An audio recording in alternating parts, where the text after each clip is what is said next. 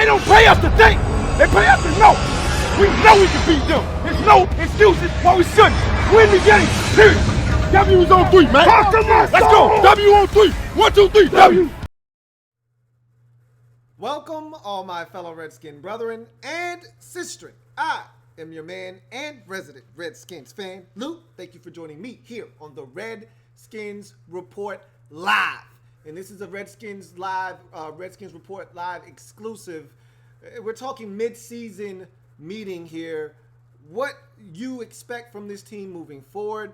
I'm going to leave the platform open to you. Before we get to any of the proceedings this evening, I want to first apologize to all of you because of my tardiness. I forgot it was Halloween. I'm not going to lie to you. I forgot tonight was Halloween, so I took the kids out for trick-or-treating, got home a little bit later than I thought I was going to get home, and thus, late arrival. The phone wasn't working. It would be the night that I tried to have you guys call in that I would have technical difficulties with the phone, but we're going to still try it anyway, see how it goes. If it doesn't work, then I'll have you guys hit me up on Twitter, or I'll just read from the comment section. But in any event, the phone lines will be open tonight. And I just simply want to know from you guys, and you can talk about anything you want to talk about with this football team pertaining to the 2018 season. I don't want to talk about the draft or any of that stuff really, because this team is 5-2. We're 5-2. We're in first place. We're 2-0 in the division. We lead the NFC East. There's so much excitement. At least that's how I feel. I want to know how you guys feel, because I told you there's been a lot of mixed signals being sent from Redskins fans everywhere. Some are excited and ecstatic about the 5-2 start. Some are apprehensive to get on board because of what the team's done in the past. I totally get that. Then some just don't think that this team is any good despite 5-2 with the number 2 rush defense in the league and the number 8 rush offense in the league. Some people still aren't buying what the Redskins are selling because of Alex Smith and the offense, and they're not excited about 5-2 despite the Redskins leading this division, despite the Redskins playing outstanding defense. They're not excited, and they could be moved even less by a Redskins team that is 5-2 right now. So I just want to know how you guys feel. So I'm going to leave the floor open to you guys. You can hit me up on Twitter at Louie T Network. Is how you can hit me up on Twitter. Use that hashtag HTTR, and we'll just chop it up here. Also, you can hit me up in the chat discussion. Make sure you use that hashtag Louie T Live if you're going to have your comment read on the air. And then lastly, you can call in, and I'll put the number up. As you can see, it's already on the screen for you guys to call in. And so, like I said, the floor is yours. I'll start reading some comments as we start to get into the show tonight. And you already know how I feel about the start to the season. You already know how I feel about the game coming up this weekend. You already know how I feel about the clinton-dix signing. So everything that you're looking for from me in terms of an opinion, you already know how I feel.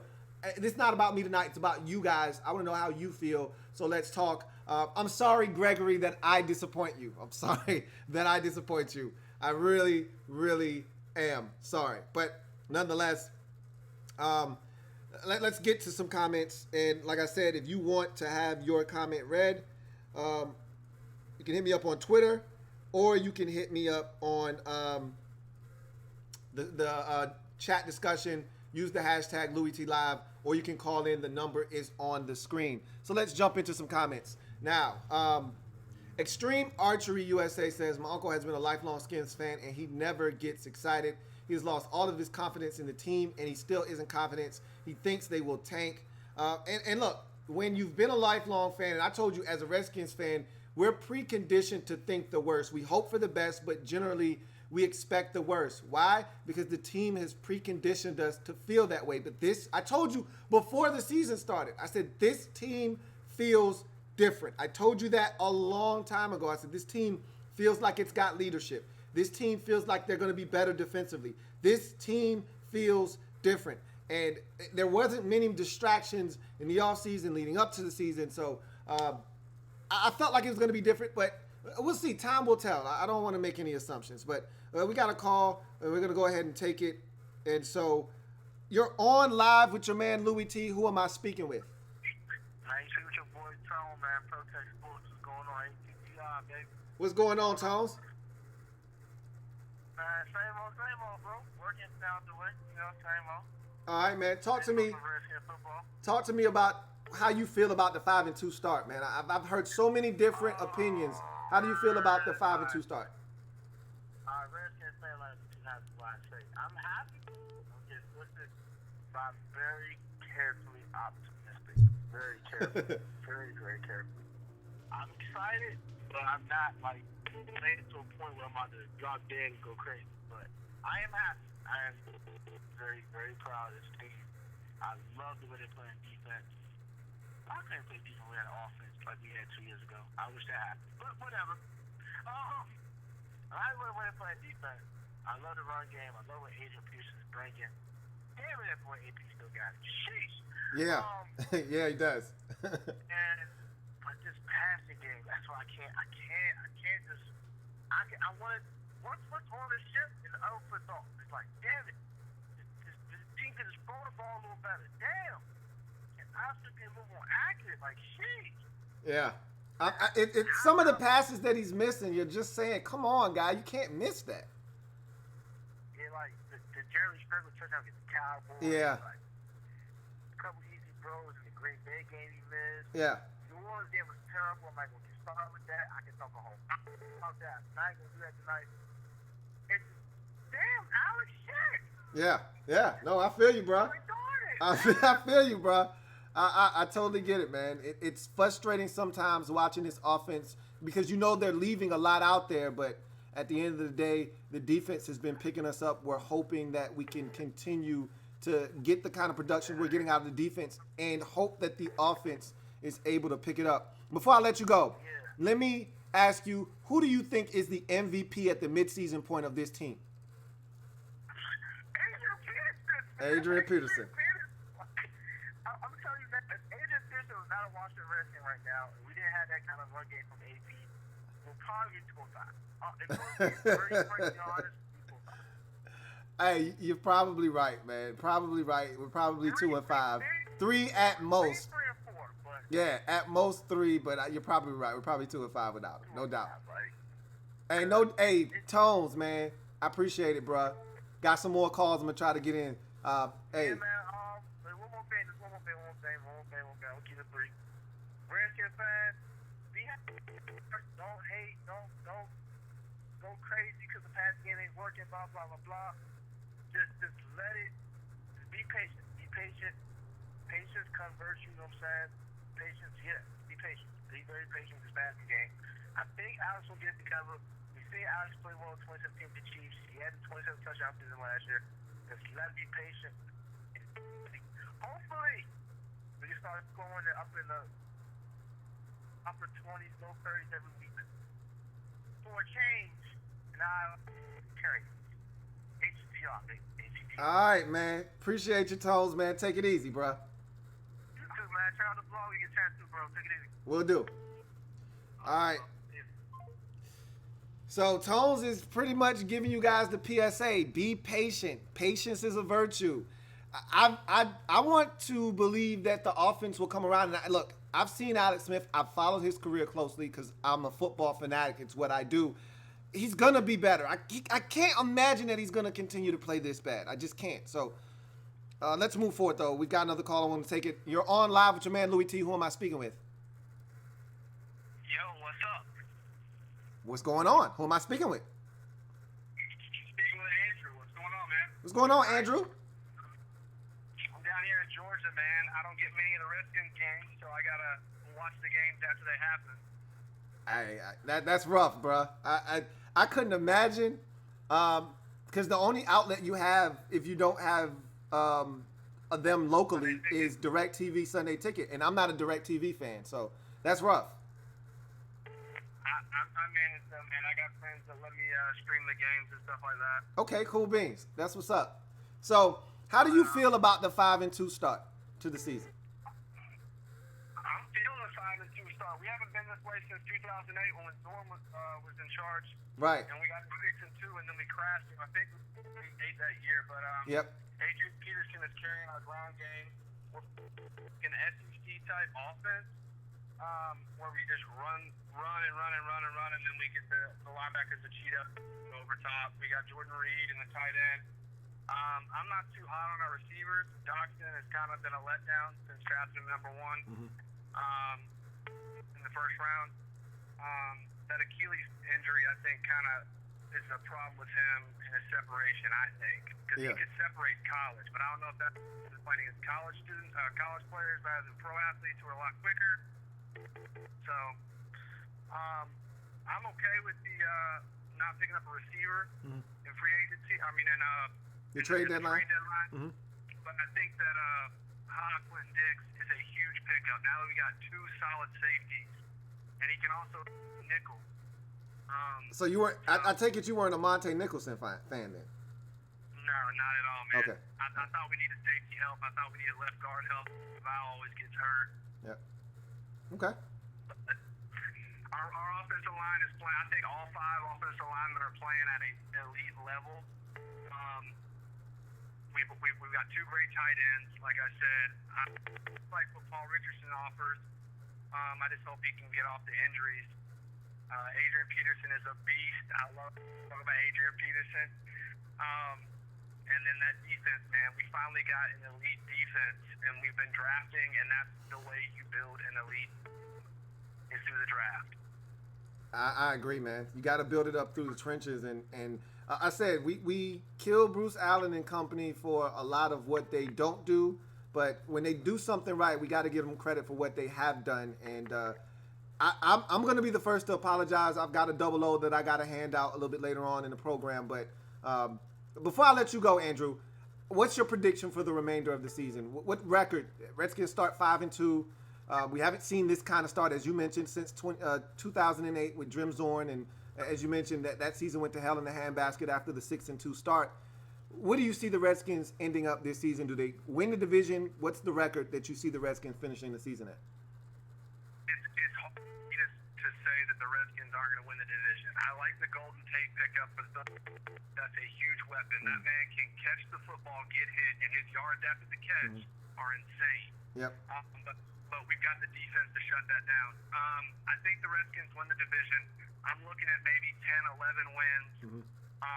I'm hoping for the Saints to trip up and we can catch them and get a first-round bye because I don't want to play in the first round.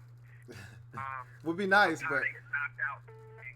it would be nice. But that one thing at a time, man. I just want to win the division, ensure that we get a home playoff game, and then if we're nice enough, and this game this week against Atlanta, I think is going to be a huge step in that direction. If we're good enough to beat the Atlanta Falcons, because I still think the Falcons, despite 3-4 record, I still think they're really good. If we can beat the Atlanta Falcons, I think my thought process will kind of shift to not only are we going to win this division, but we might be a serious player in the NFC Conference. That's what I'm thinking too. And my buddy, I'm originally from Virginia, but we moved down here about 13 years ago. And my buddies I talked to back home, and a lot of them are Redskins fans, and I tell them, I'm like, guys, we could compete for a first-round bye. Like, we can do this. If, I don't see the Rams slipping, but if the Saints can lose, they play the Panthers twice, I believe. They still got to play the Rams this weekend. Yep. They could lose a couple games, and we've got a pretty soft schedule on the tail end, other than the Texans and the 2 Philadelphia games. Everything being highly winnable. Yeah, you're right. I mean, every game remaining on the schedule is winnable. The only team currently with a winning record, and again, I don't like to really look at that because, like you said, Philadelphia is at 4-4. Dallas is still going to be a tough game, and they're 3-4. But the Texans are the only team remaining on the schedule with a winning record at this moment.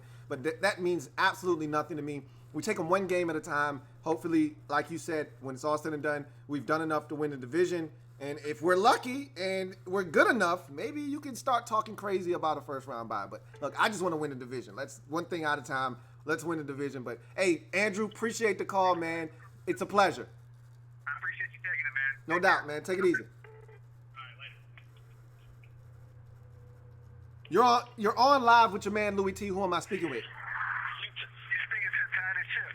What's going on, man? What's going on?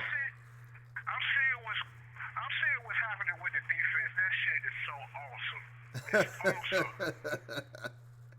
awesome. Yes, it is. Yes, it is. And it seems like when our offense is on, our defense is off these past 2 years. Now the defense is on, and the offense is off. Yep.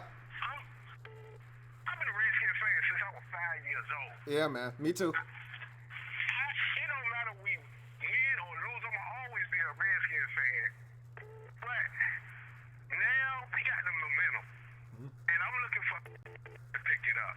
Yeah. This next game, I'm gonna see what we have. Right. This next game, I'm gonna see what we have. Yeah. Because everybody's trying to write us off. Shannon Sharp is a hater.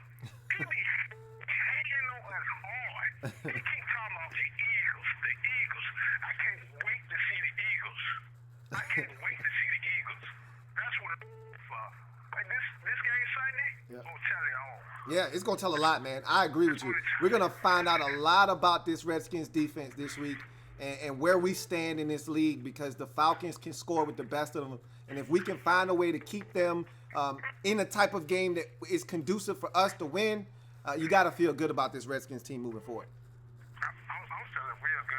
I keep my Redskins stuff on. Now they respecting me. You know, I'm at all the Dallas fans. They running from me. I love it. Running from me. I love it. They talking about last year after that. I'm talking about now. Right. They talking about, and I feel good about my skin. As you should, man. As you should, bro. I watch you. I watch you. I got a notification. When the notification pop up, I'm there. Hey, man, I appreciate that, bro. I really do. Hey, take care, man. Thanks for calling in, bro. Hail to the Redskins. Hail to the Redskins. All right, got another call. Gonna go ahead and take it. You're on live with your man Louie T. Who am I speaking with? Hey, what's going on, Louie? Leo from Compton. What's going on, Leo? Oh man, not much, man. Just excited about this 5-2, season. You know the way it started, man. I talked to you a lot, to give you the predictions and. Yep. Hey, man, we're almost there. Yep. You called it. I didn't have as much confidence as you did, but hey, we're halfway home, but we got a long way to go still. The Eagles, and look, the last caller just talked about how people are still talking about the Eagles, as they should. The Eagles are not dead by any stretch of the imagination. They're at 4-4. We got to play them twice.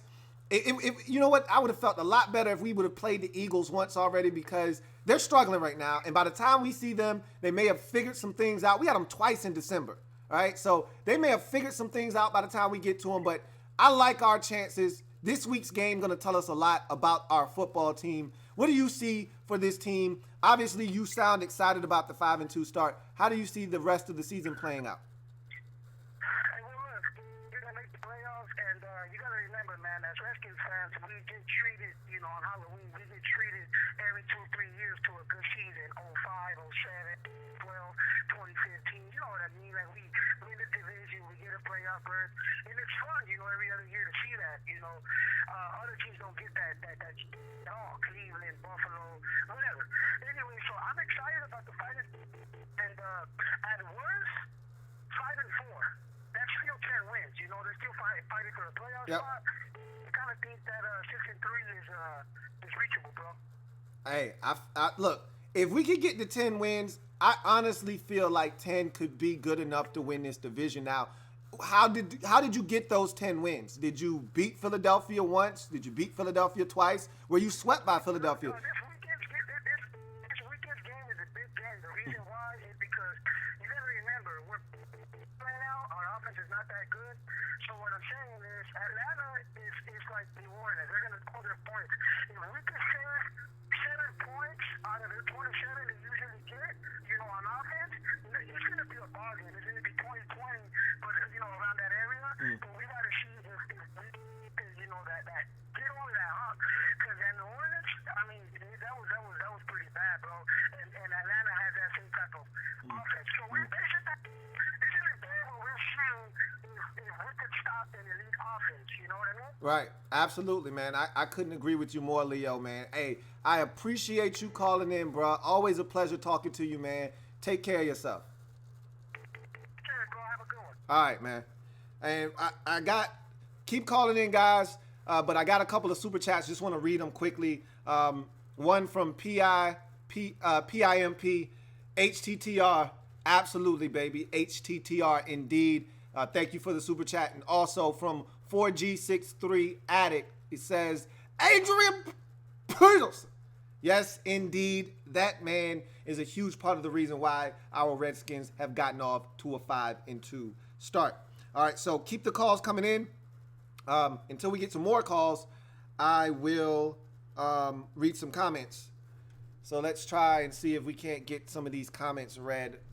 And make sure if you're out here in the comment section that you use the hashtag LouieTLive to have your comment read in the comment section. I'll also hit up Twitter just to make sure that there's no heat on Twitter.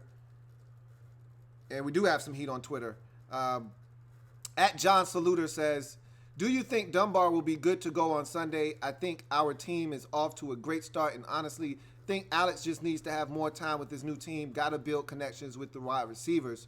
All right, so John asked, is Dunbar going to be ready now? Obviously, I don't have the answer to that. I told you that with nerve injuries, and we talked about this on the Redskins report this week, that with nerve injuries, it's so hard to tell.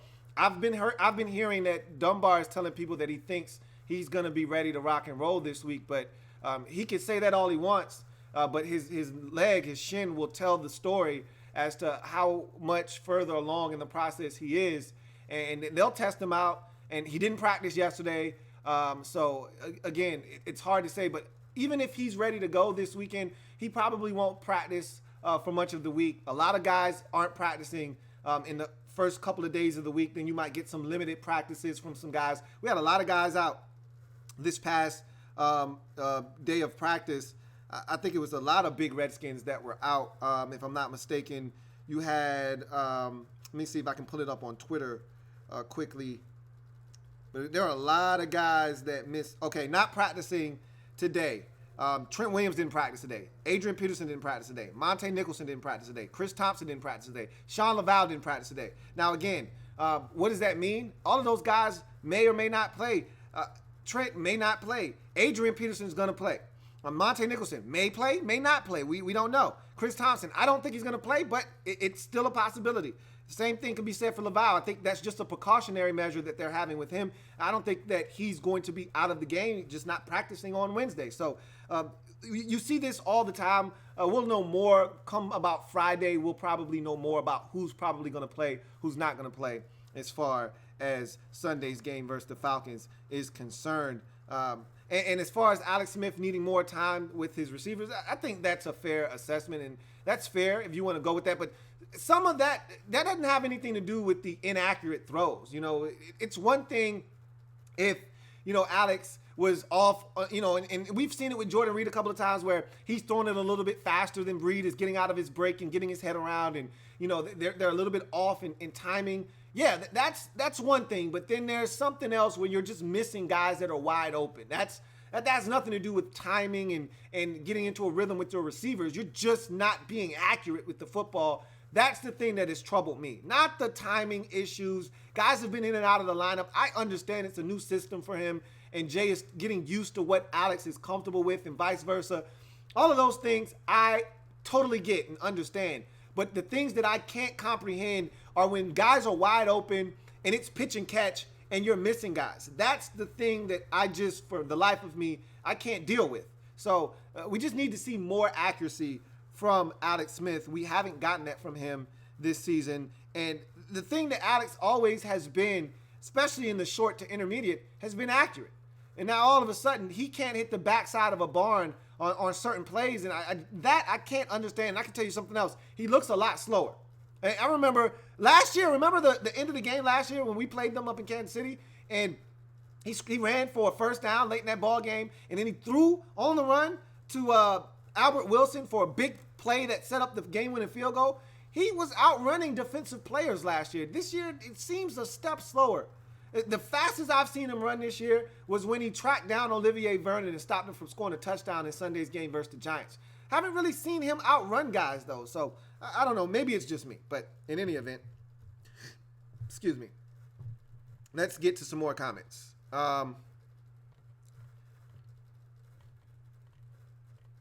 Let's see.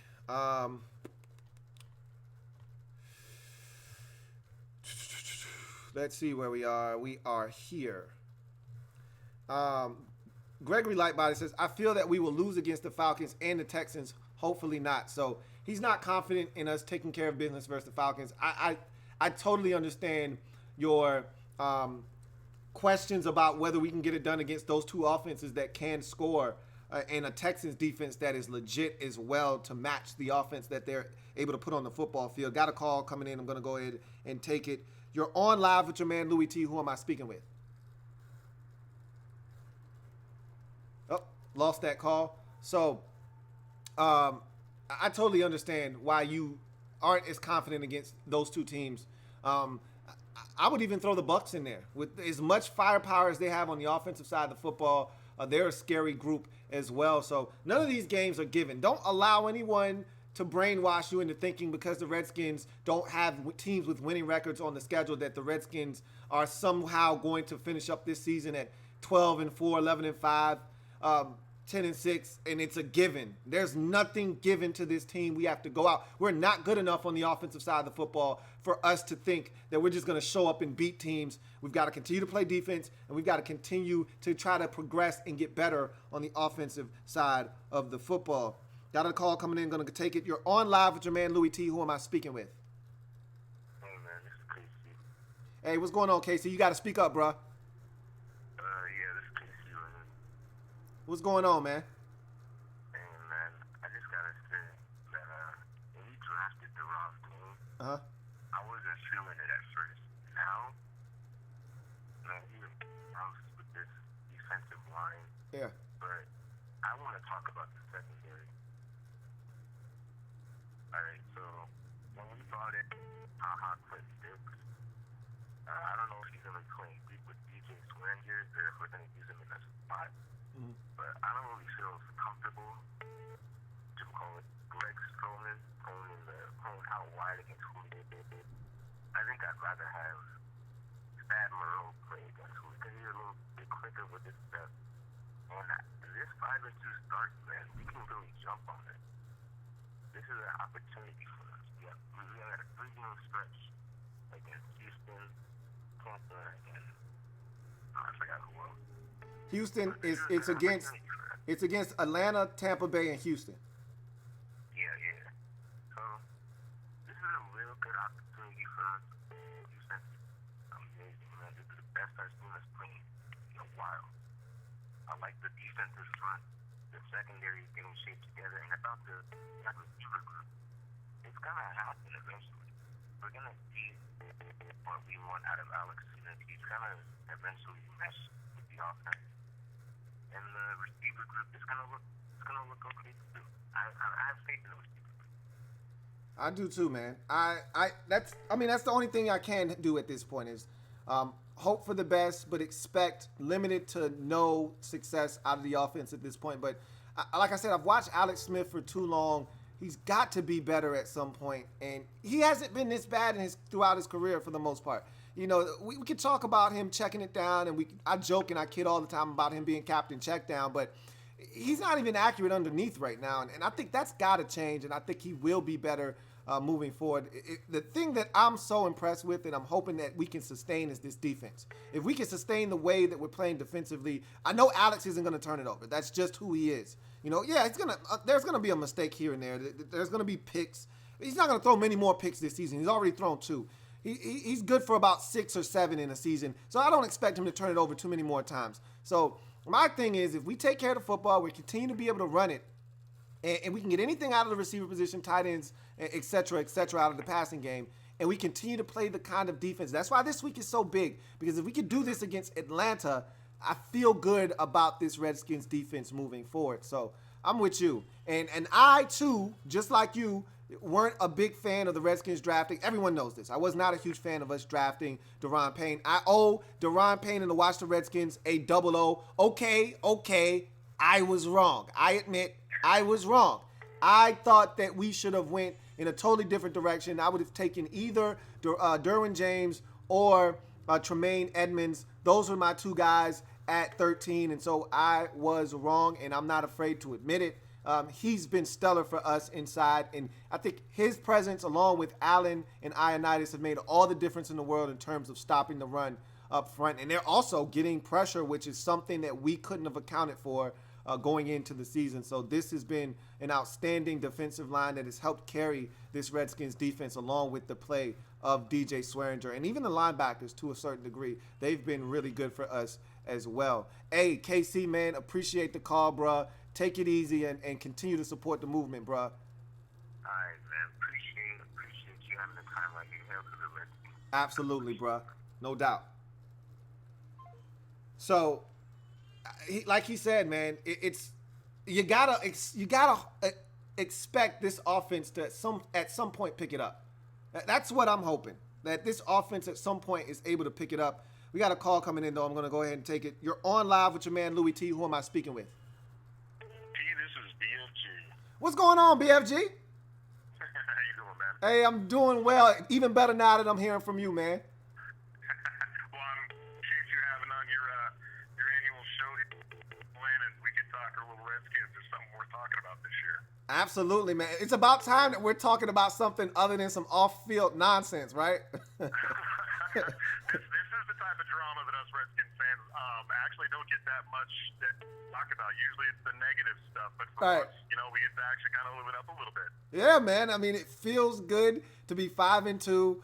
It feels good to be 2-0 in the division. It feels good to lead the division after 8 weeks of football. This is uncharted territory for us of recent, memory. So, how do you feel about the start to the season? What are your expectations? Have they changed since the start of the season? And what do you foresee with this team moving forward? Well, first of all, before I even get into any of that, I would like to congratulate you on being able to pop the lease agreement on your so-called Dallas Cowboy family fans there on who actually it is that owns and leases that stadium in Landover. It is not Dallas' second home. Yes. Nevada was their second home. Those couches may be as comfortable, those seats may be as comfortable as their bandwagon. Yes. Their home belongs to us. Yes. They got to go home and figure that out real quick. So it's really kind of nice. I think I love family and all, but it is kind of nice to know the Cowboys fans going to that place for the first time had to shrug their feet a little bit and take off early because they didn't like the outcome. Yes, I loved every second of it, BFG. I did. When my sister was telling me that story, because I can imagine my dad. He's an even keel guy, but the guy Joe was just giving him the business, BFG. I mean, oh my God, he was working him over. And so my dad started going back and forth with him. And my dad, because they had won, I think it was 4 straight and 5 out of the last 6, he expected to win. So, my dad was going back and forth with him. And, they started to make the comeback, and my dad was feeling confident. And when that field goal doinked off of that upright, it was so loud. And it reverberated through my dad's bones. He could do nothing but get up and run for the exits. It was beautiful. That was an excellent story. I appreciate you sharing that, and I'm pretty sure there were a lot of us fans of your channel that got a kick out of that.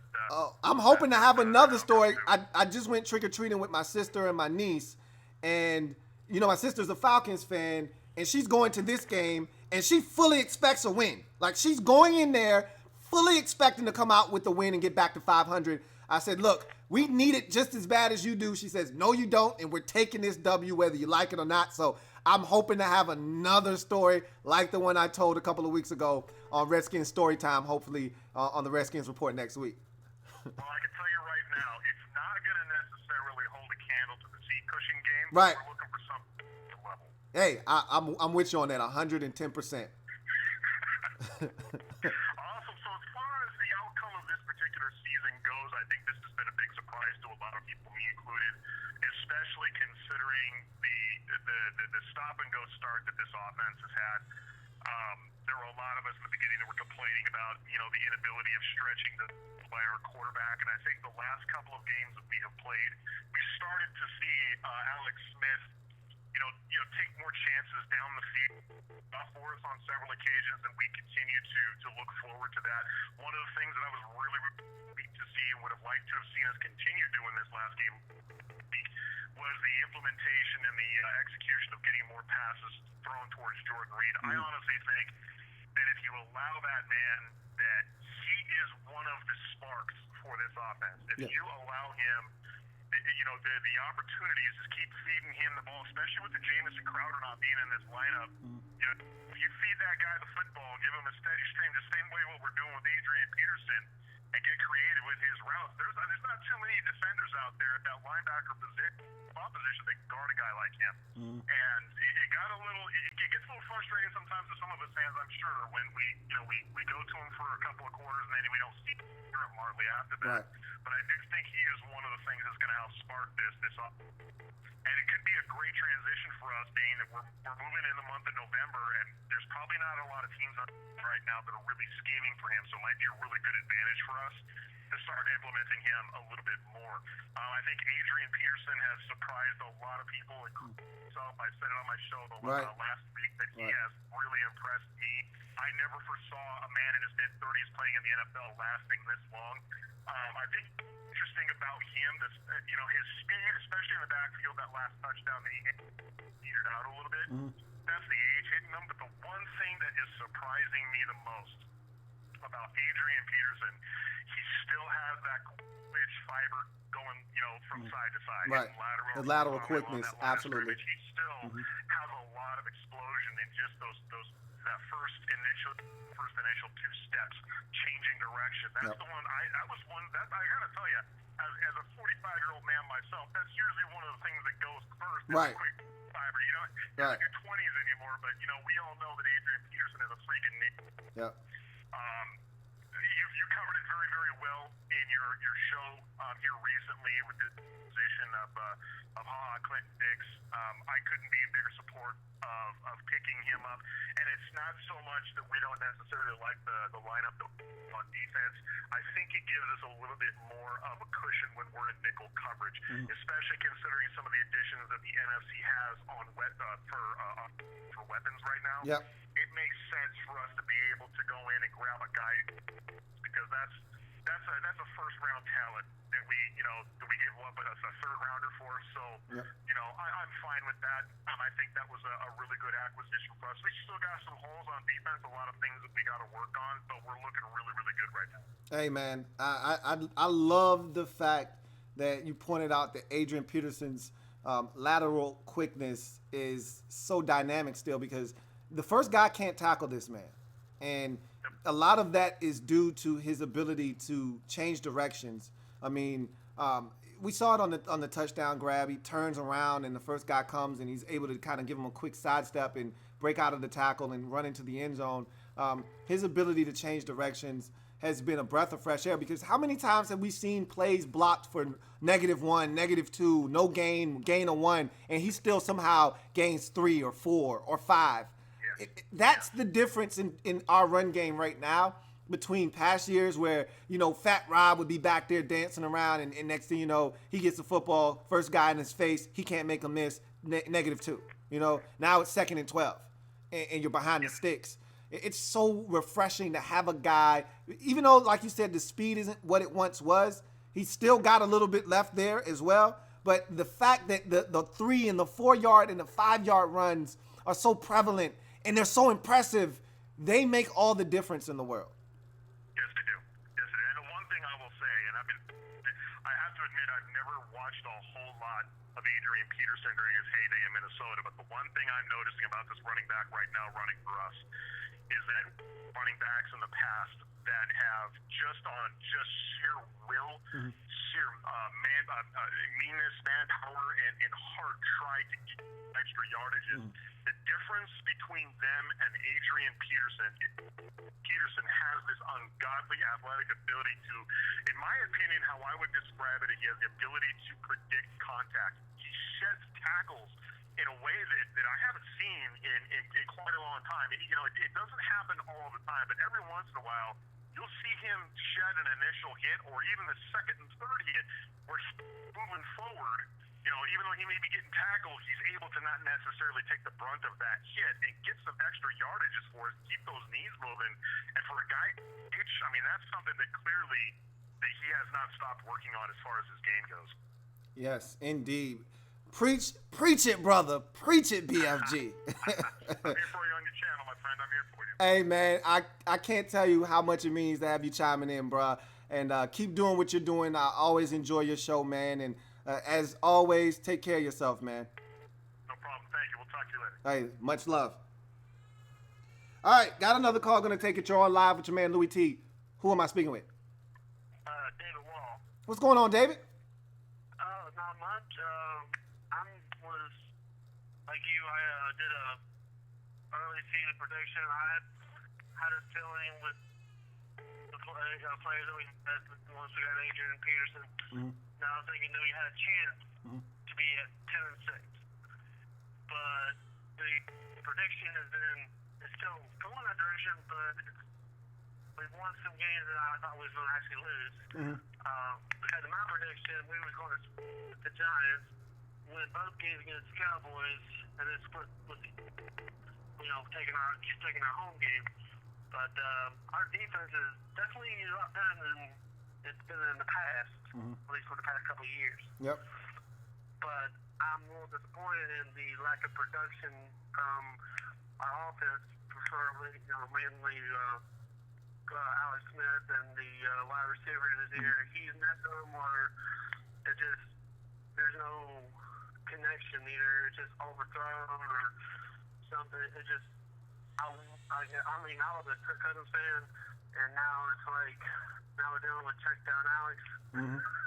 But I mean, like I said, our defense is really blowing me away. I didn't think we were going to be second in the league for rush defense. Right.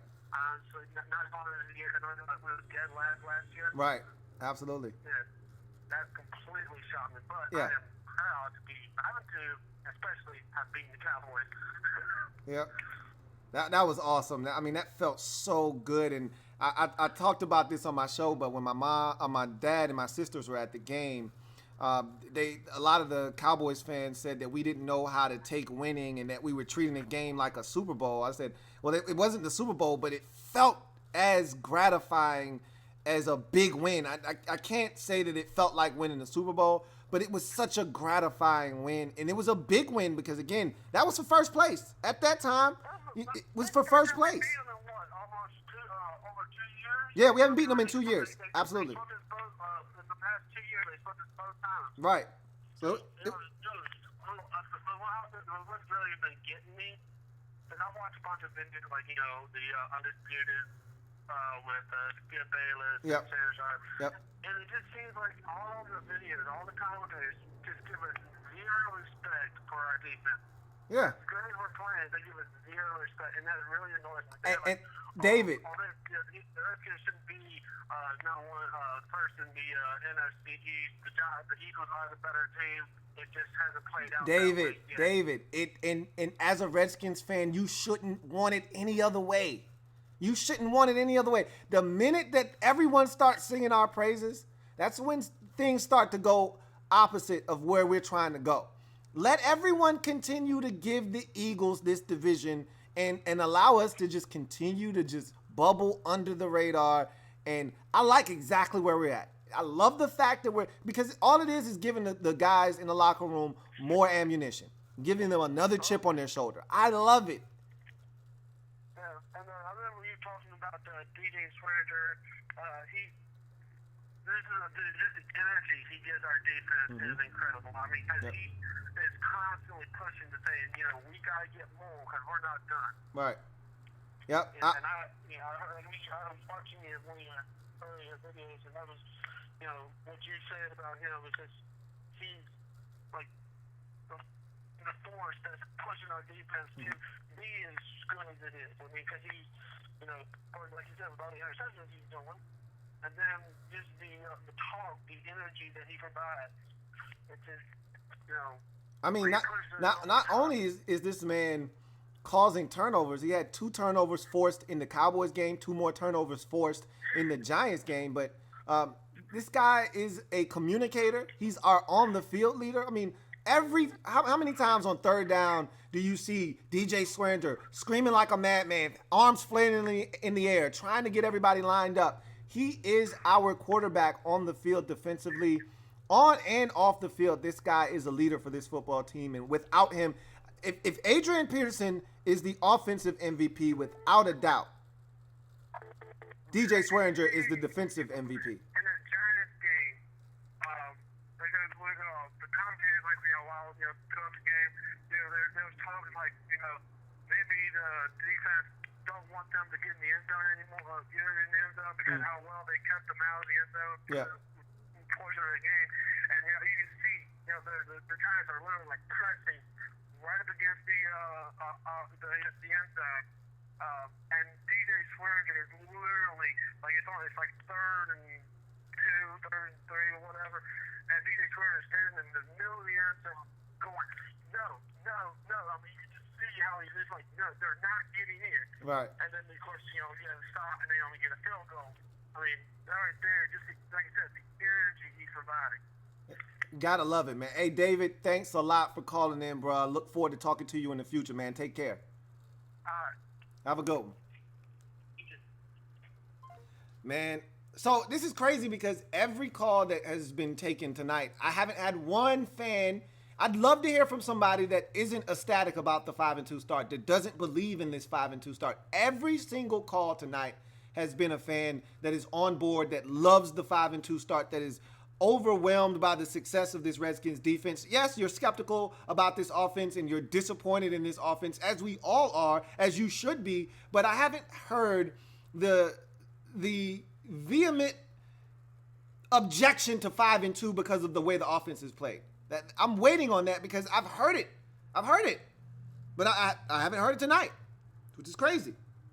HTTR 804 says, I really feel as if our defense has shown up on numerous occasions. Offense needs to just click more, but we are on the right path. Just need to take care of it as a team. And we're not pointing fingers, and that starts to seep in when you start losing.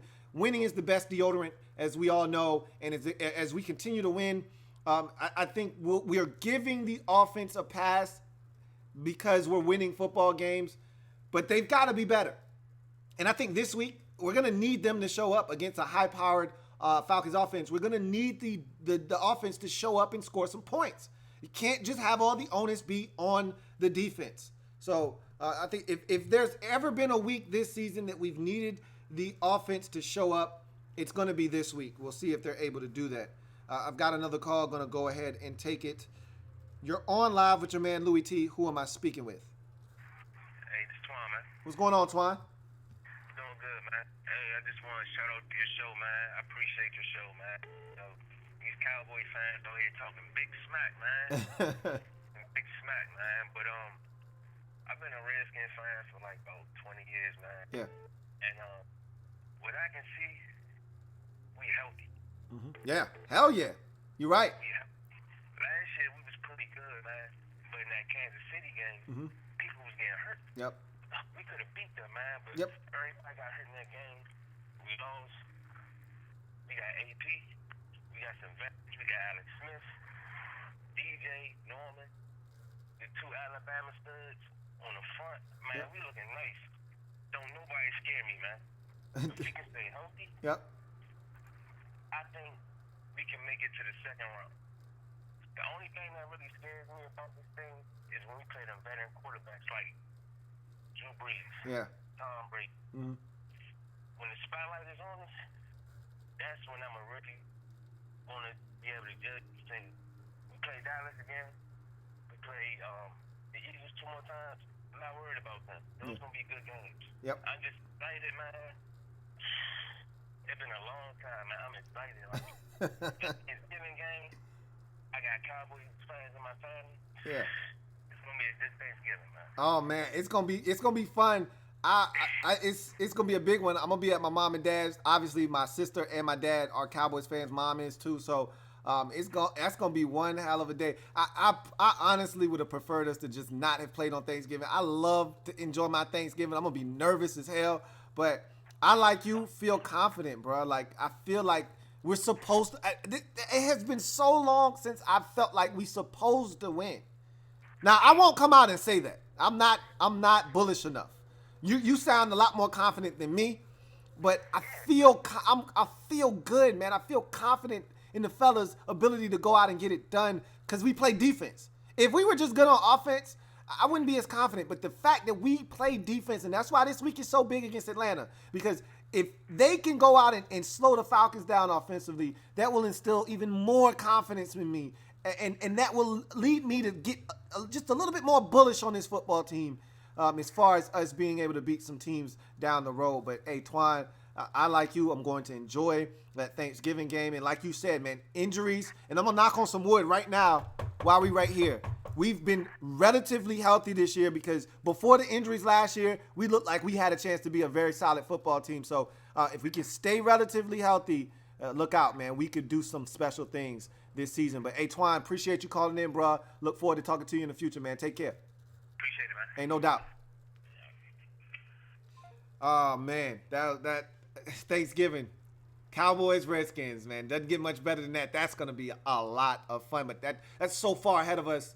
We got a lot of games to get to before we get to that matchup in, week 12, I believe it is. Boba Sis says, what up, Lou? Just wanted you to know that I'm hyped for HaHa and DJ, and I've called it before the season started that we were a 10-11 win team, and so far it's looking good on my end, HTTR.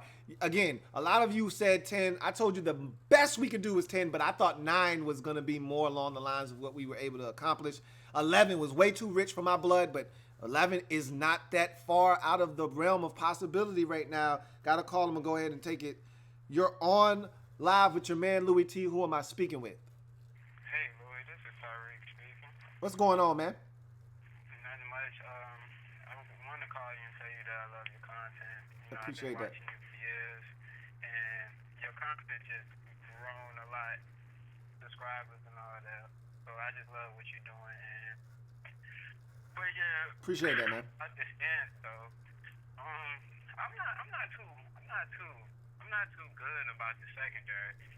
Our front seven is just like giving us the edge. You know, Mason Foster, Zach Brown. I'm not too highly on Pernell McPhee. I don't really like him that much though. Okay. But Unitas, Deron Payne. Yep. I want to see a little subtle in there too. I don't even get to see him like that. Who'd you just say you didn't see enough? Tim Settle. Tim Settle, yeah. They're not playing a lot. I mean, really, with them being in nickel so often, normally they're only 2 defensive linemen. When they're in the base, you know who the 3 defensive linemen are going to be. And they're just rotating a 3-man line, essentially. Settle, he'll probably see the field a lot more if there were to be an injury or if they are able to stay relatively healthy. You'll see Settle probably more next year. But this year, they're rolling with those 3 guys, and they're playing outstanding football. So you're probably not going to see a lot of Settle, barring injury. Okay, so what about this running back situation we got going on? I know Capri Bibbs, Chris Thompson, Adrian Peterson, Samaje Perine. I haven't seen Robert Kelly in a minute. I really didn't like Robert. I really didn't like Samaje Perine either. Well, Rob Kelly is on IR. He hurt himself like week 2 or 3. They put him on IR. Yeah, you're right. And Perine has been inactive most weeks. He was active for about 2 weeks with Thompson dealing with an injury, but he's inactive. If Thompson's healthy and active and Capri Bibbs is healthy and active, then they're only carrying 3 backs. That's what they've shown this season. And Samaje Perine would be the odd man out. True. You're right about that. Another thing, I didn't like the inconsistency. Like the inconsistent I've been seeing out of Alex Smith. Like the past couple of years, with Casey or whatever. I understand that he got a way better offense and a better head coach. But it's just like the inaccuracy I've been seeing from him, and I don't know. I don't believe it's not the receivers not getting open. I know it's kind of a little bit of both. Timing. The pocket collapsing, this and that, the third. But I feel like he did a lot more running in KC than what he's doing now. I don't know if it's because of the game planning or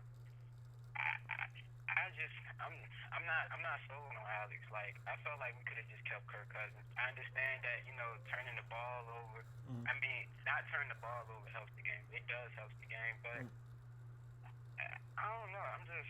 Bro, you have every right to feel that way about Alex Smith. I think you echo the sentiments of just about every Redskin fan out there that the inconsistency that we've seen from Alex Smith is so unusual because, again, in Kansas City, look, we could sit here and debate about whether, last year was an anomaly and him throwing the deep ball, and he was one of the best deep ball passers in the league last year. That was all fine and dandy. That's not what he's been throughout his career. We knew what we were signing up for when we got Alex Smith. We knew we were going to get an accurate passer, short underneath into intermediate. We knew we were going to get a guy that could use his legs to escape the pocket. We knew we were going to get a guy that usually at the first side of trouble wants to vacate the pocket and use his legs. And we knew we were going to get a guy that wasn't going to turn the football over. What we didn't expect, though, was a guy that age looks like it's starting to catch up to him from a speed standpoint, not running as much. And some of that, I think, you could also accredit to, you talked about him using his legs more in Kansas City. Andy Reid is one of the best play callers and one of the best scripters of offense and getting the most out of players and their abilities in the league. And so I think he did a really good job of scheming up some things, which is what Jay is in the process of trying to do. We've seen them implement more speed options and more read options and more of the run pass options, the RPOs. He's trying to adjust to Alex Smith's strengths. It's just hard for Jay because he's a West Coast guy at heart. The short passing game is an extension of the run game.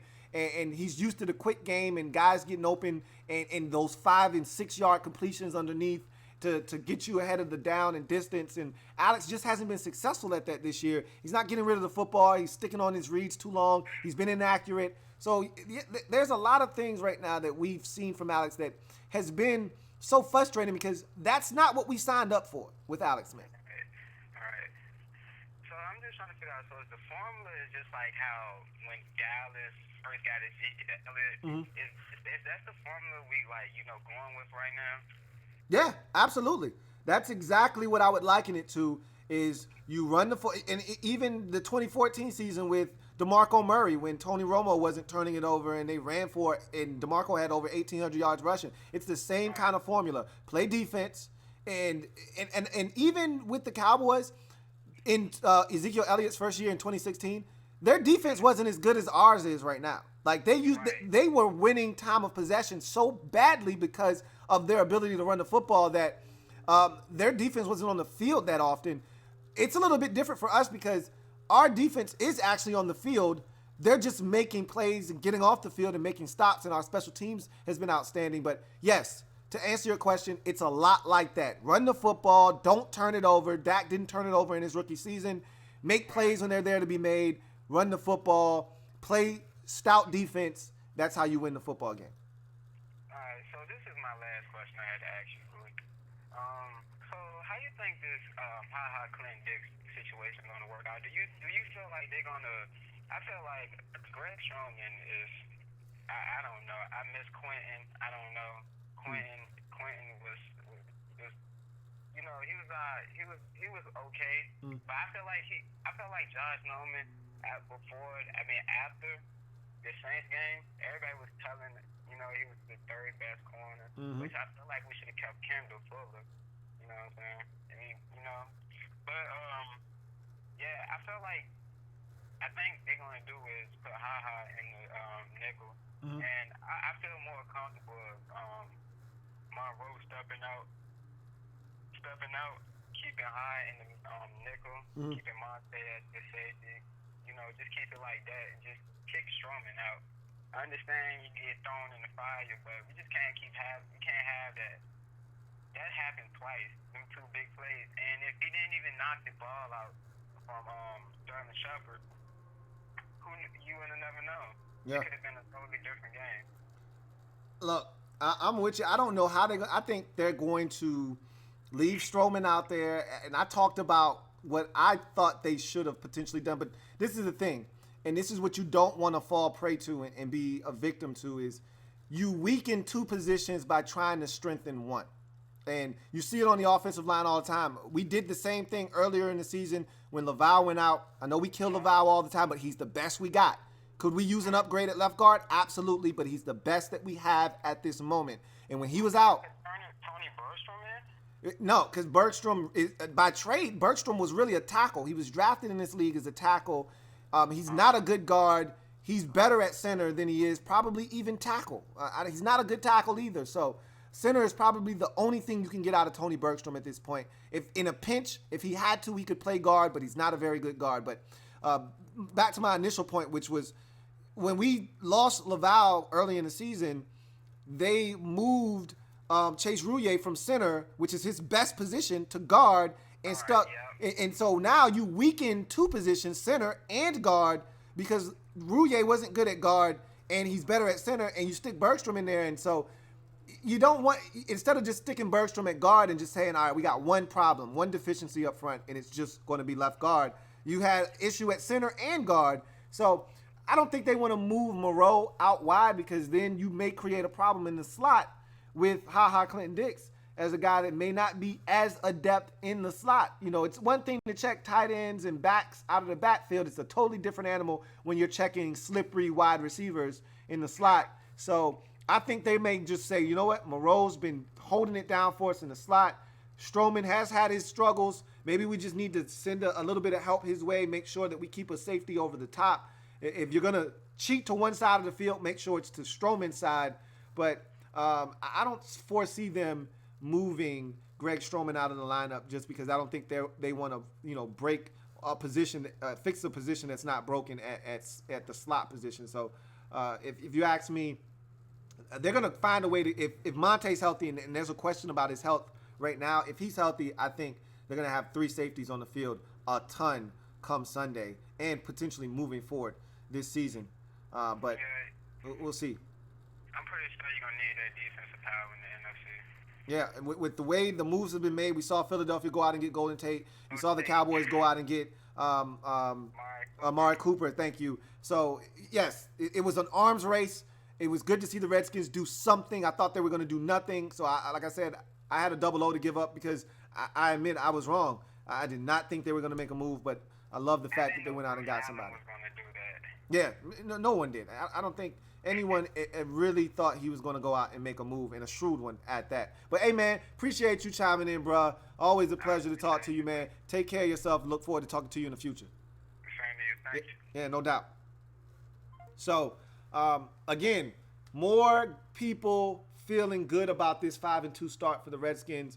Again, the biggest concern right now is definitely the offense, and that's no secret. Everybody knows that this offense has been less than stellar, really disappointing, and hard to watch at times.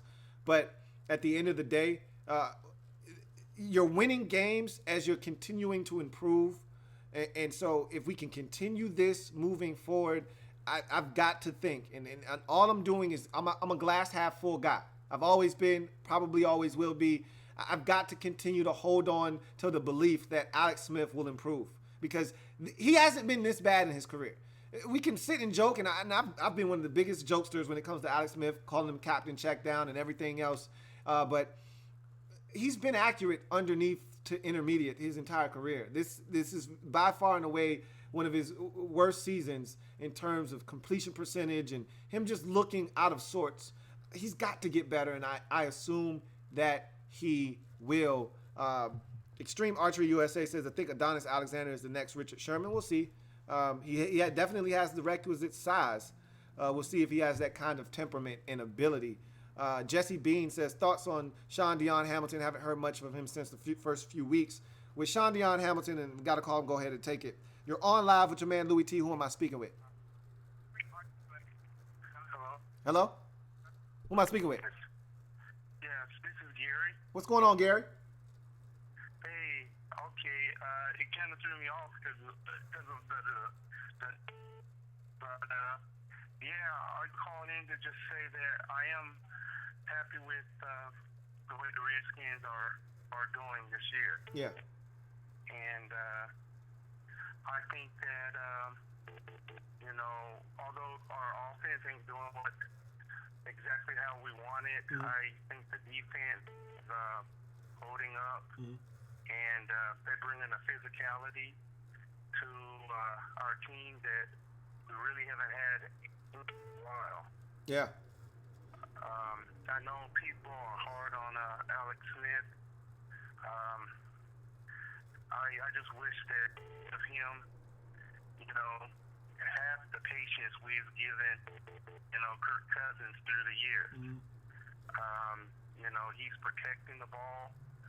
He's not getting in the way of others that's, you know, allowing us to do great things. And we're playing respectable ball right now. Much more respectable than I've seen in a while. You know, and I just like the direction. I like what AP brings to the team. I like what the Bama boys up front bring to the team. Wag that's in the back. That you know, Swearinger, soon to be you know, what's it? Yeah, Clinton-Dix. I'm liking what I'm seeing. And I've been a fan for quite a number of years, and you know, this is looking good. I agree, man. And as you mentioned, this is something that I think patience is required, and I've tried to, you know, get fans to understand that you got to have patience. It's frustrating when you watch on Sundays and you see guys running wide open and Alex either miss or just totally not see the guy altogether. But, you know, patience is something that we must practice here because Rome wasn't built in a day. And although he's a professional quarterback, he's a veteran in this league, and there are plays that you expect him to be able to make, the fact that he's not turning it over is not an excuse for some of the misses, but it is helping us win football games. That can't be understated. So I'm with you there, man. Appreciate you calling in, man. And I, like you, have been a Redskins fan for a long time, and this is really great to see the Redskins getting off to the kind of start that they've gotten off to this year, man. Look forward to talking to you in the future, man. Take care. All right, thanks for taking my call. No problem, man. None at all. As far as Sean Dion Hamilton is concerned, Jesse, he's a guy that's just special teams right now. Backup linebacker, special teams. Remember, he's coming off of another major injury. So they're still working him back. He still hasn't gotten his full speed back. I think next year is a year that you may see more Sean Dion Hamilton potentially on the field. But as of right now, they're perfectly happy with ZB and Mason Foster out on the football field. So you're not going to see much of Sean Dion Hamilton at all other than special teams. DMV fan 123 says, do you think that Matt Ioannidis, Payne, or Allen could make the Pro Bowl this year? Absolutely. I mean, I think out of those three guys, two of them have north of 4 sacks. I know Ioannidis has at least 5 on the season. So there is definitely a chance for one, if not two of those guys to potentially be Pro Bowlers in 2018. Got another call. Going to take it. We got about 5 more minutes left on the show. So I'm going to try to get through as many of these calls and messages as we can. You're on live with your man, Louie T. Who am I speaking with? Hello? Oh, man, we can't hear you, bro. You got to either you got to turn your phone up or we got to move on. Yeah, can you hear me now? Yeah. Yeah, man, what's good, boy? That's your boy Tom back again, man. What's up, Tones? Yeah, man, we the last phone call. I didn't know how to keep it short. I know we was calling back and forth, though. But they just talk about the trade and things like that, what we can improve on. But to piggyback on the last phone call, I knew how we could start. You know what I'm saying? I love the 5-2 start. I love the defense, like I said earlier. I didn't think like the offense can improve a little bit. Yep. I just think I feel that Allison needs to fit a lot of these guys, you know what I'm saying? And I think as the season gets along, as he gets more chemistry with these guys, get the talent better, he's going to hit these guys better, and not miss these open, easy throws. Like, but I also think Jay Gruden needs to do early in games. Like, I know you said earlier, like against the same game and against last week the Giants was pass happy early. I think you might want to do that just to get out of some rhythm, like get some easy easy reads, maybe screens. Yep. I you know what? I'm not opposed to that. I'm not opposed to 3 passes to start a game as long as we don't go 3 and out. And if you're gonna, so let's say you take a big shot on first down. Let's say you try to go for the jugular vein first play of the game. I don't have a problem with that. But if that's incomplete, I need a run on second down. Now, conversely, if the first play of the game is quick game, and you just want to get a 3-yard completion to Jordan Reed, and let's say he turns up the field and gets an additional 2 and it's 2nd and 5, I'm open to throwing it again on second down. I'm open to you go and boot after that because they probably expect and run. You go boot off of that and try to hit Vernon Davis coming across the formation, and let's say that's incomplete, and now it's 3rd and 5 and you throw it again. I'm not opposed to that. What's frustrating though is when you come out and you know that our bread and butter right now is the run, you ignore it, and if we go 3 and out, I'm gonna be frustrated by that. If we don't pick up a first down. I agree with you. I feel that, and I get disappointed too when like the first 3 plays are like deep crossing routes. Yeah. That because it's hitting like right now. Yeah. Like, Absolutely. why are you calling this back? Right. And that's my point, is that if it's quick game, if it's something to get him into a rhythm, I have no problem with that. But if you're taking, like you said, a deep shot, or you're trying to hit deep crossers, or something that Alex has struggled with, and you do that 3 plays in a row, I've got a problem with that. I agree. Yeah. There's nothing wrong going past on first down and maybe trying to get dots on a deep ball, or maybe you would hit something. Okay. Second down, you run the ball. I Yep. agree with that. Yep. I think another thing we can improve on. Like, I'm sorry. Greg, they are need to find a way to get Greg Roman off the football. I don't know how you do it. Find some way. And I know it might hurt 2 positions because it's fast struggles and doing ha-ha, or let's say they just do something crazy, throw a monster in the slot. Something. I don't know. But let's just say that they throw some in the slot, they both struggle. I think you say on that, but Greg Roman all damn. They gotta find a way to get either get off the field or maybe just safety help at all times. Hey Tones, I hear you, bro, man. It's been frustrating, but I like the experience Stroh has gotten the last couple of weeks. I think he'll be better because of it. I always tell people that will listen, I like my corners well seasoned. The young boys tend to struggle at the cornerback position.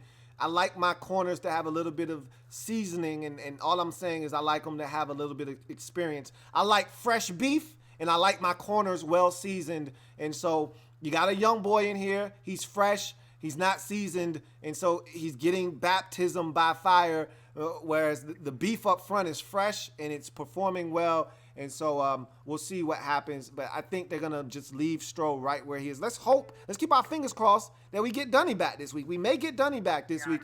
If we don't get him back, I think we're going to roll with Stroh, and we just got to hope that Stroh is able to understand that he's got to keep everything in front. We don't care if you give up a 17-yard comeback. We care if you give up a 57-yard touchdown like you did against Dallas, like you did against New Orleans. We care about that. So we just need him to understand, keep everything in front of you, bro. We don't care about the 17-yard comeback. Yeah, it sucks. You just gave up a 17-yard completion, but we much rather give up that than you give up the 57-yard touchdown. So there's that. But, hey, Tones, appreciate you, bro. I'm going to try to knock out a couple more calls and some more comments before we get out of here, man. Always a pleasure, though, bro. And y'all make sure y'all hit up Protect Sports. Hit up his blog, Protect Sports, man. It's a good read. He does some good things, man. Hit my man Tones up on Protect Sports and his blog. Greg Salsa asked me how much candy did we get tonight. Hey, we got a substantial amount of candy. I didn't do the 2 neighborhood thing like I normally do. I kept it to 1 neighborhood, and but it was way more than enough candy than one person should have.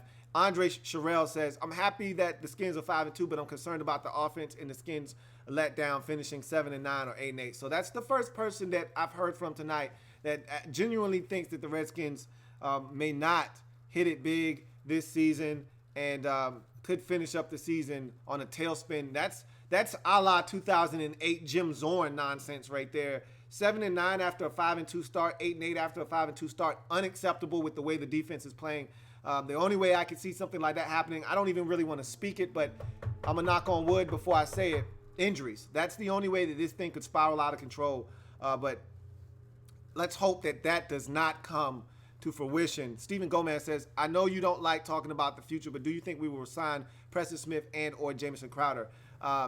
Smith, it depends. I've said this a number of times. It depends on how much money he's asking for.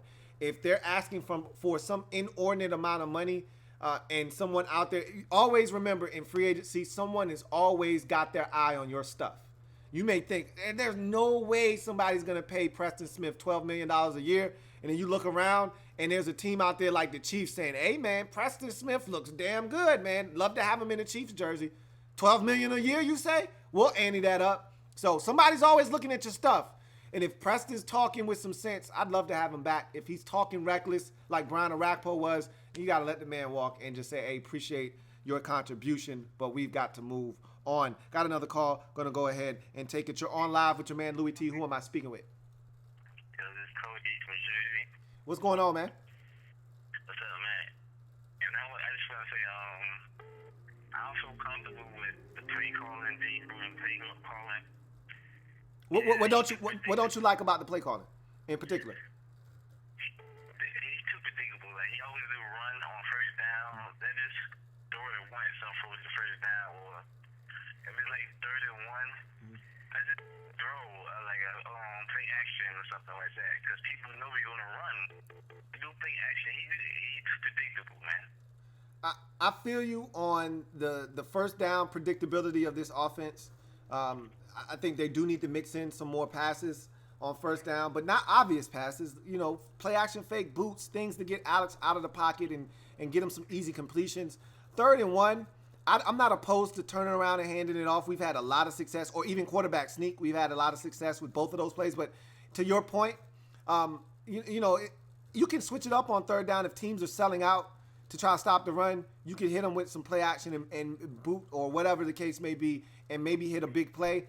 But I hate when we throw it when it's a very predictable throw. And it's hard to really say because we've had a lot of success in the gun runs this year. So even if we come out and gun on 3rd and 1, you still don't know if we're running or passing. And we've had success with the RPOs as well. So I hear what you're saying. I don't think he's been all that predictable from a 3rd down standpoint, but he has been very predictable on first downs. I will grant you that. I think against the Cowboys, it was something like 18 out of the 18 first down plays we had, 15 were runs.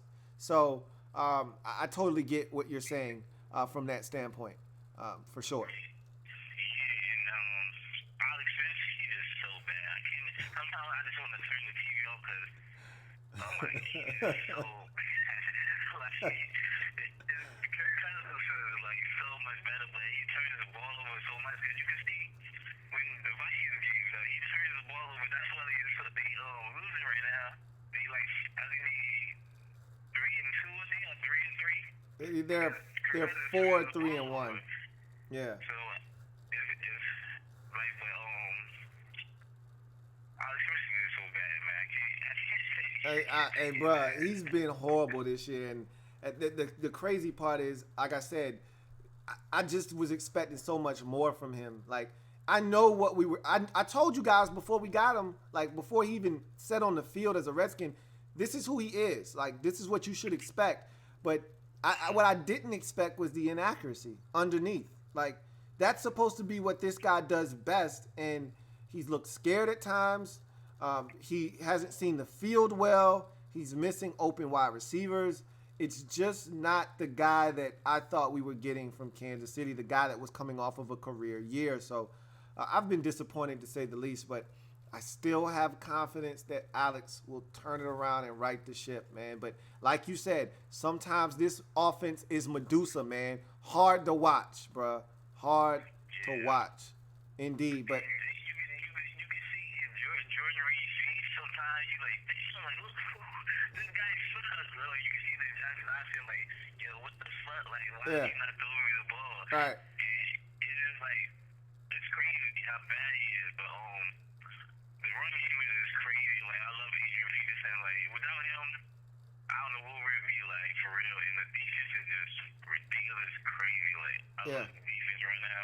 Yeah. My favorite player right now is I'll probably say John Allen because his leadership. He's the reason why we playing like this because he's a no bullshit type of player. Right. Like, everybody got to play good, or everybody got to put in effort. Yep. And, like, I love his leadership though. Yeah. You saw it in the New Orleans game when we were getting our ass whooped, and he was just going berserk on the sidelines. And not all the time does a guy having passion always amount to leadership, but you could tell it matters to him, and you could tell that this guy is someone that's not afraid to speak up when things aren't going well. And that's the true test of a leader, is when adversity hits, how do you respond? How do you rally the troops? And I think Jonathan Allen is a guy that not only leads by example, but not afraid to step up and say what needs to be said. Same thing can be said for DJ Swearinger. So I feel good about what we have in our locker room right now. But, hey, man, appreciate the call, bro. Look forward to talking to you in the future, man. Take care. All right, thank you, man. Hey, no doubt. So, we about to wrap this thing up. I want to get through some more comments before we get out of here. Also, I was asked about Jamison Crowder and him potentially being re-signed.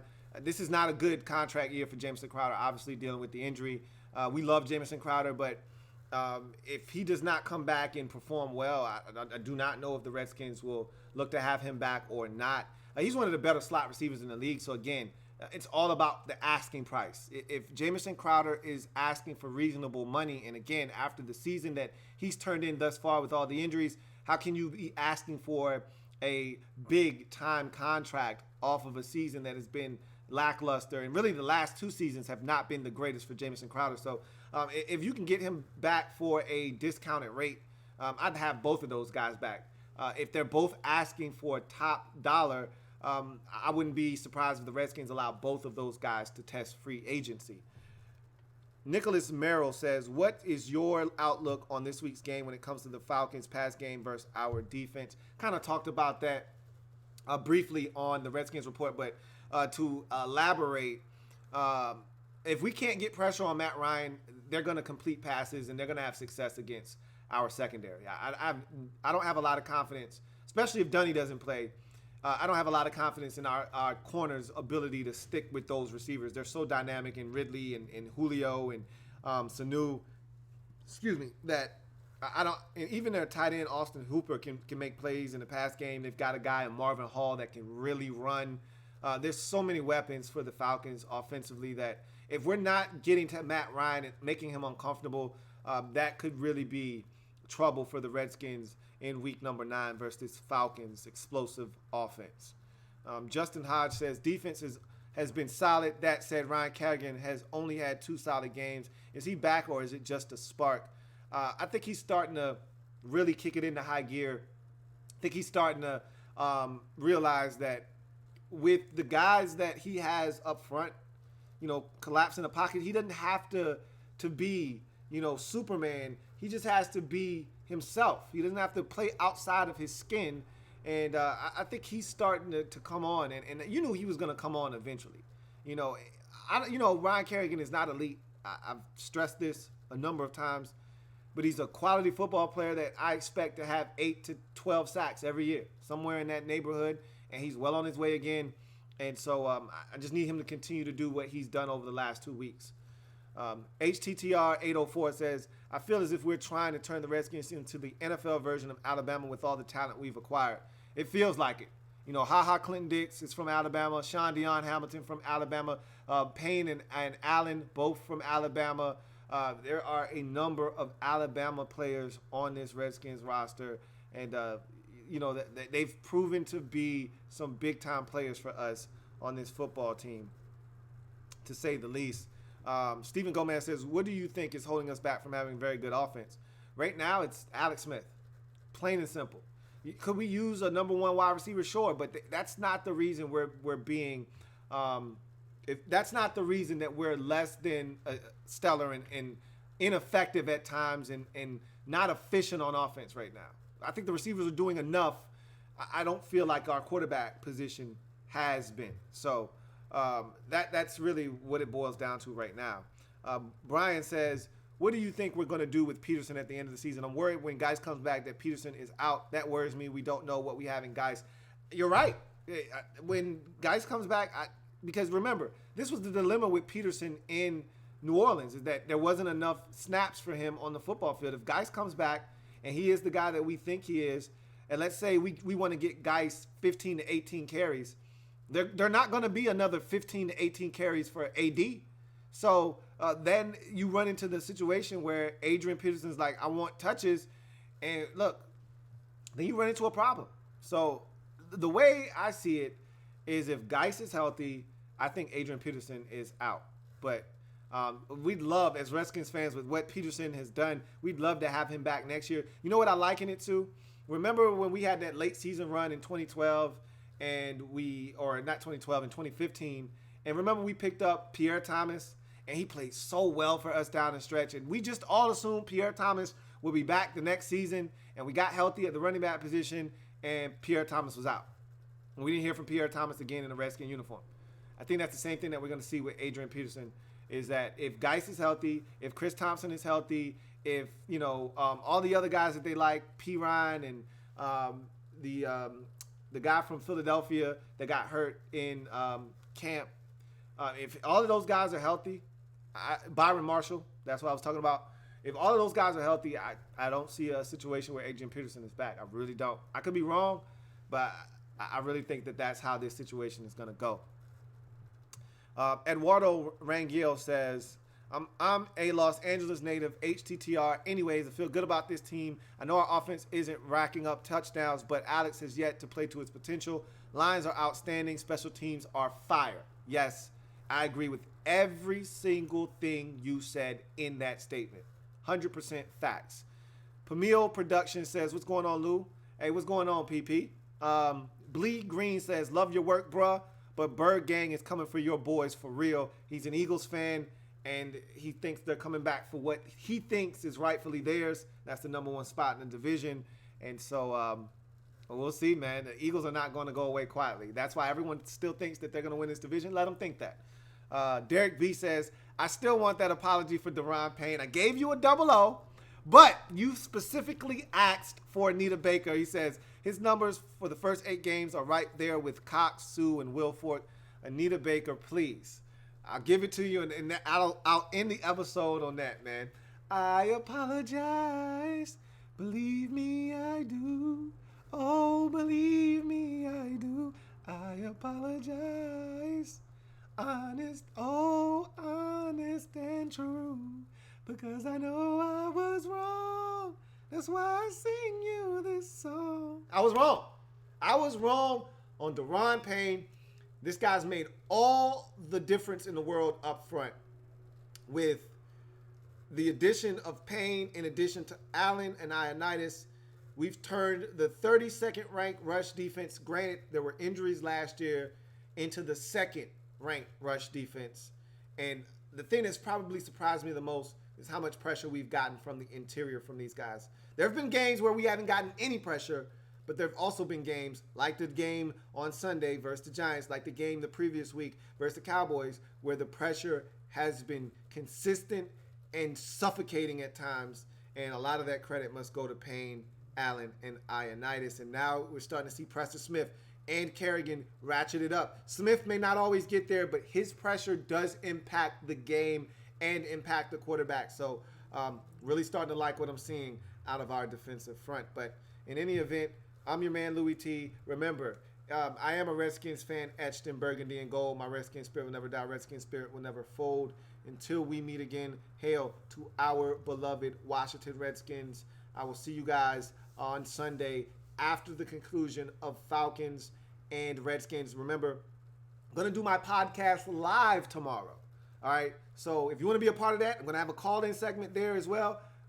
Feel free to join me tomorrow as I will do the Louie T Network podcast live on YouTube, and that will fare as my podcast episode number, I think what we are on 27, I believe we're on episode 27. For those of you who haven't checked out the podcast, what are you waiting on? Louie T Network podcast on iTunes, on Stitcher, on Google Music Play, and on the website LouieTNetwork.net. Remember, there's also a Redskins forum on the website, Talking Skins. If you want to start a thread, you want to start a conversation amongst us Redskins fans, you can do it there on the website, LouieTNetwork.net, on the Talking Skins portion of the website. It's there for you guys. You want to ask a question, and all of us can get up there and we can chop it up and talk Redskins football all day long. Anyway, I'm your man Louie T, signing off. I'll see you guys next time. Thank you for joining me on this Redskins Report special mid-season meeting. I'll see you guys Sunday. Hopefully I'll see you tomorrow, but I'll see you on Sunday for sure. Louie T Network.